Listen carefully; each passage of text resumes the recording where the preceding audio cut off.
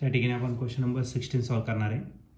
The resistivity of potentiometer wire is 40 × 10⁻⁸ ohm metre and its area of cross section is 8 × 10⁻⁶ metre square. Okay, तर एक potentiometer wire दिलेलं आहे आणि त्याची resistivity दिलेली आहे 40 × 10⁻⁸ ओहम मीटर आणि एरिया ऑफ क्रॉस सेक्शन दिला आहे 8 × 10⁻⁶ मीटर स्क्वेअर. If 0.2 ampere current is flowing through the wire, तर त्या वायरमधून 0.2 एम्पियर इतका करंट फ्लो करतोय. The potential gradient of the wire is, तर आपल्याला पोटेन्शियल ग्रेडियंट या ठिकाणी फाइंड करायचा आहे. हा क्वेश्चन 2017ला आलेला होता. याच्या 4 ऑप्शनपैकी पहिले जे ऑप्शन आहे ए, ते आहे 10⁻⁻1 वोल्ट पर मीटर. बी ऑप्शन आहे 10⁻⁻2 volt per metre. C option आहे 10⁻⁻3 वोल्ट पर मीटर आणि डी ऑप्शन आहे 10⁻⁻4 वोल्ट पर मीटर. तर या 4 ऑप्शनपैकी या क्वेश्चनचा करेक्ट आन्सर काय असेल तर आपण याला सॉल्व करूया आणि मग डिसाईड करूया. तर या क्वेश्चनमध्ये आपल्याला रेजिस्टिव्हिटी दिलेली आहे पोटेन्शियोमीटर वायरची. रेजिस्टिव्हिटी आपण रिप्रेझेंट करतो लेटर रोने. तर ही व्हॅल्यू दिलेली आहे तुम्हाला 40 × 10⁻⁸ ओहम मीटर दिलेलं आहे. ओके, ही झाली तुमची काय तर रेजिस्टिव्हिटी. आणि पुढे त्याचा एरिया ऑफ क्रॉस सेक्शन दिलेला आहे.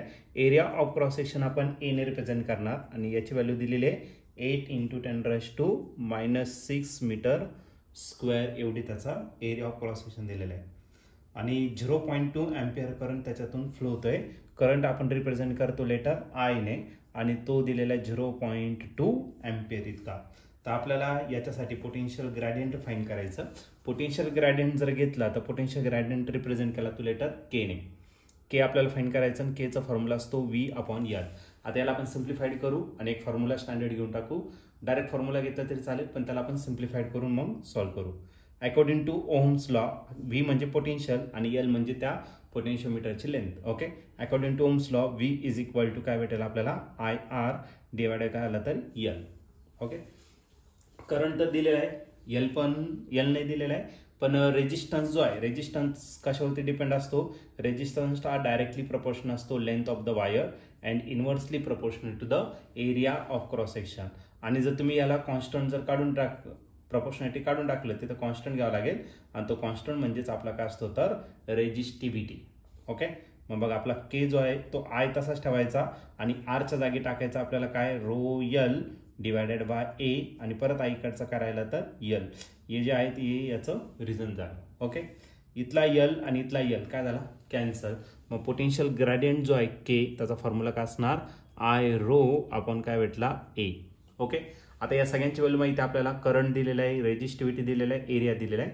बस याच्यात व्हॅल्यू पुट करायचं आणि त्याला सॉल्व करायचं. मग K is equal to current किती दिलेला आहे, करंट आहे 0.2 आणि रेजिस्टिव्हिटी जो आहे तो किती तर 40 × 10⁻⁸ and total divided by area. Area दिलेला आहे तुम्हाला 8 × 10⁻⁶.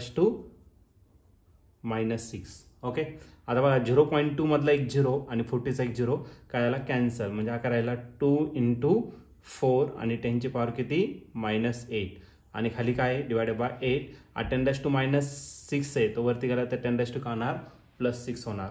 4 1 = 1, 4 2 काय राहिला 8, 4 2 8, 8 8 काय आला कॅन्सल. मग के इज इक्वल टू काय राहिला 10⁻⁸ × 10⁻⁶. 10⁻⁻8 + 6 काय झाला 10⁻⁻2 हा झाला तुमचा पोटेन्शियल ग्रेडियंट. ओके, आणि पोटेन्शियल ग्रेडियंटचा पोटेन्शियल मेजर करणारे वोल्टमध्ये आणि डिस्टन्स मेजर करणारे वोल्टमध्ये. मग याचं युनिट झालं वोल्ट पर मीटर. मग K is equal to 10⁻⁻2 volt per metre हे झालं त्याचं फायनल आन्सर. आणि या ठिकाणी जर तुम्ही ऑप्शन जर चेक केलं तर ऑप्शन नंबर बी जो आहे तो या ठिकाणी आपला करेक्टली मॅच होतोय. मग या क्वेश्चनचं जे आन्सर असणार आहे ऑप्शन बी म्हणजे potential gradient is equal to 10⁻⁻2 volt per metre.